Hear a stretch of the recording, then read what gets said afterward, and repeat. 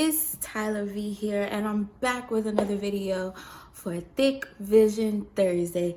And this episode is gonna be about a time where someone called me fat. Yes, the word fat. F-A-T. It's like, you know,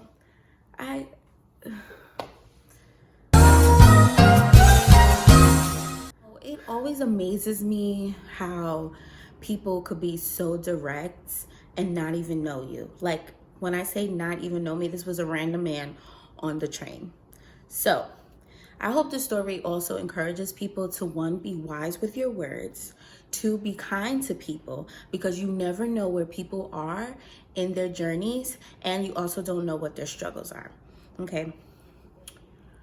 I, for one, have always struggled with my weight. That's just, ever since I was young, the doctor's always like, she's about 20 pounds overweight. It's always been something that I've struggled with.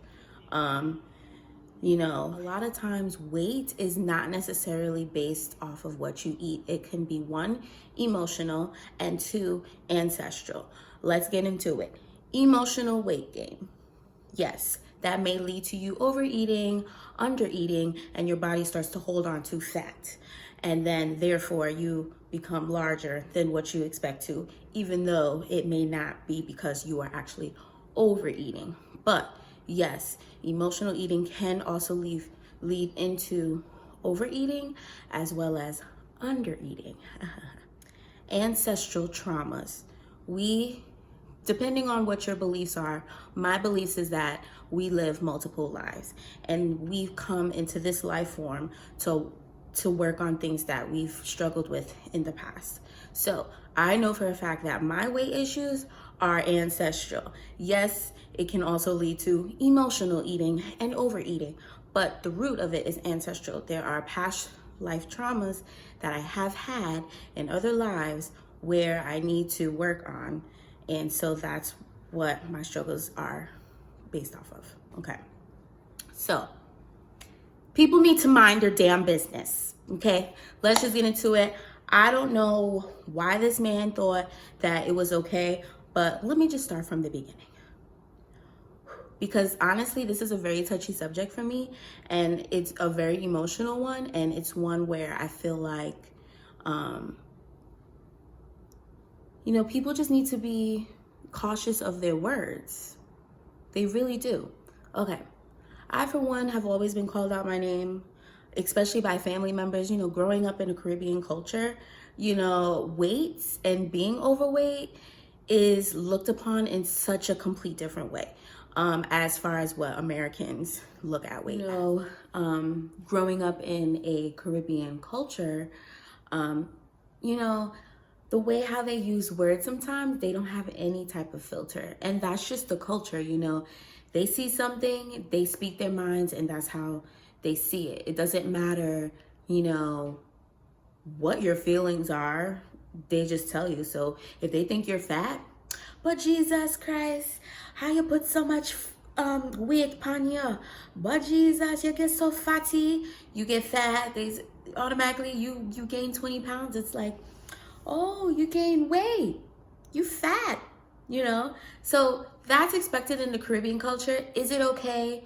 No. But how we look at it as Americans, as me growing up in American household, being called fat to your face is always been extremely uncomfortable for me, but it's been something that I've been hearing since I was probably 10 years old. Just like, let's be for real. So imagine that. So as a grown woman to this day, people still talk about me all the time, but I've learned to love myself completely and know that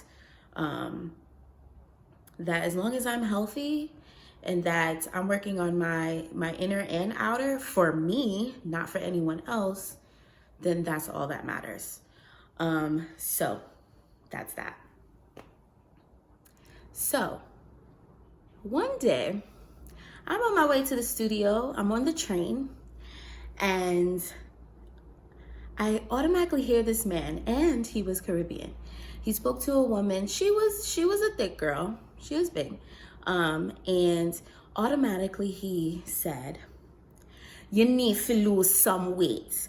In a Caribbean way, that's patois, you need to lose weight. He blatantly tried to embarrass this woman on the train. This man blatantly on the train told this woman, you are fat.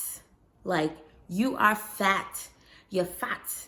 You need to lose weight. You are fat. You are fat. Like, I couldn't believe it. And no one on the train stood up for her. Like, how? And I took it upon myself. Like, I had to. There's no way. Like, I know what that feels like, you know? And I had to stick up for her. If it wasn't going to be anybody else, it was definitely going to be me.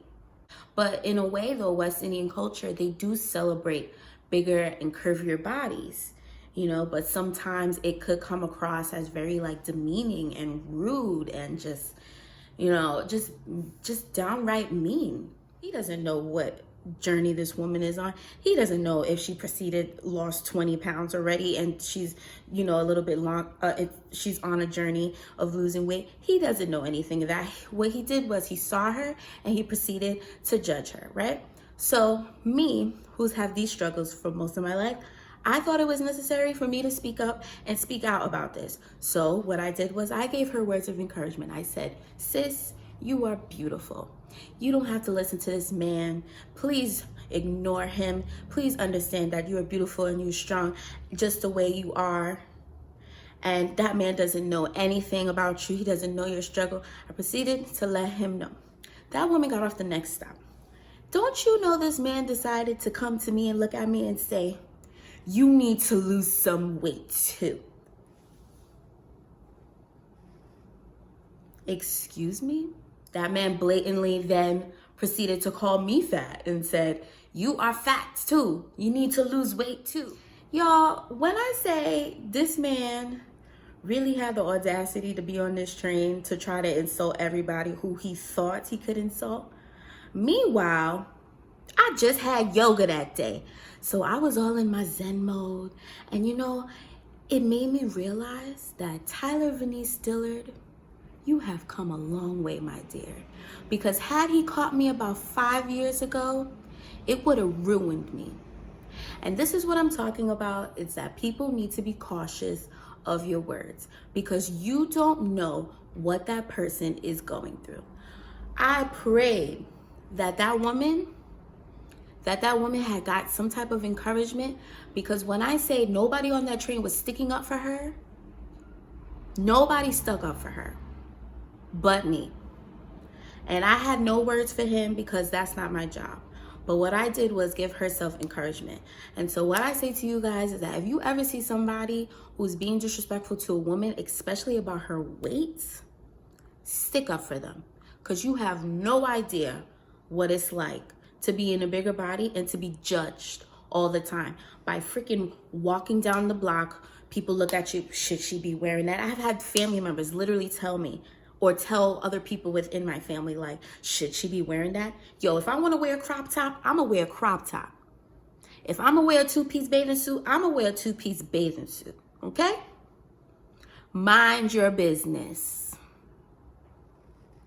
Anyways, so I hope this encourages anyone and everyone that if somebody calls you fat,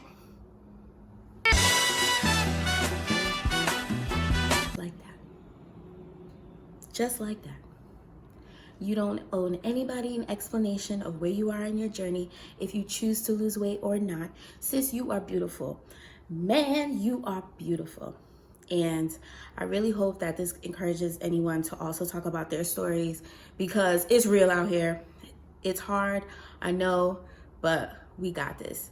So I appreciate you guys for listening to Thick Vision Thursday. This was a story time of when someone called me fat in public. And let me know in the comments below what you think about it, what maybe you would have done if you heard somebody call somebody blatantly out in public that they were fat.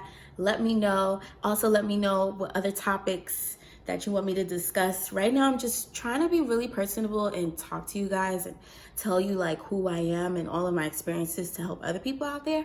So I hope you like it. Make sure you thumbs up, like, subscribe, tell a friend to tell a friend, tell your auntie, uncles, sisters, brothers, baby mamas, whatever. I appreciate you guys. Thank you for watching Thick Vision Thursday. See you next week. Bye.